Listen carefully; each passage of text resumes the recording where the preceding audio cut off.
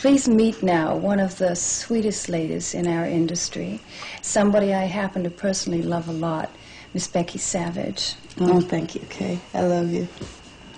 Becky, let me ask you, there's a classic line, what's a nice girl like you doing in a business like this? Has anybody ever put that to you? Oh, yes, many times.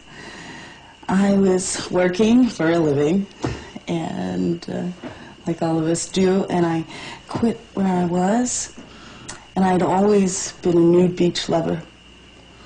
A friend of mine said, why don't you do some nude modeling? And I did, and one day someone very close to me said, would you like to do an X-rated film?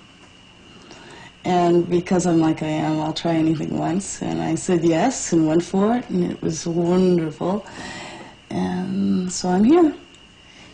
How long ago was that, your first film? 5.5 years ago. And would you say that in those 5.5 years that you've changed any?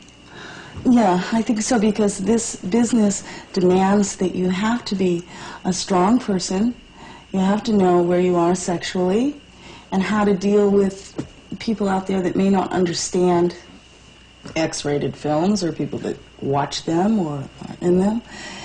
And I see a lot of good changes in the future, a lot of wonderful things happening, and I love it. You also live a very diverse existence. You work behind the camera as an editor, amongst other things, as well as in front of the camera as an actress. How is that for you? It's real necessary, because I can't do just one thing. I need something to balance me out.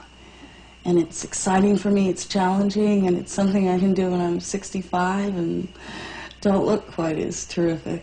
How is it letting go of all the glamour and taking off your makeup and putting on your spectacles and going behind the camera? Oh, it's a piece of pie. It's real easy.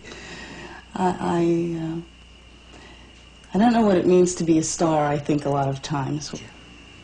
It's so ambiguous, you know, so having both is wonderful. It's wonderful. Helps keep you well balanced? Yes. And on the humble side? Yeah, yeah. One of the things I love so much about you.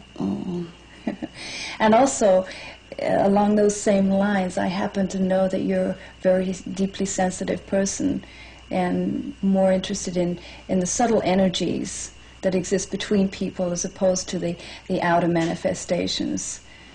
Yeah, you can't really feel life unless you deal on that level, where you just feel someone's energy. That's what my fantasy is all about. The dream man, the mystery man that just walks out of the shadows and he's there, and you just feel that hunger, that heat, and you don't need to say anything. It's all there. I'm excited already. And so am I.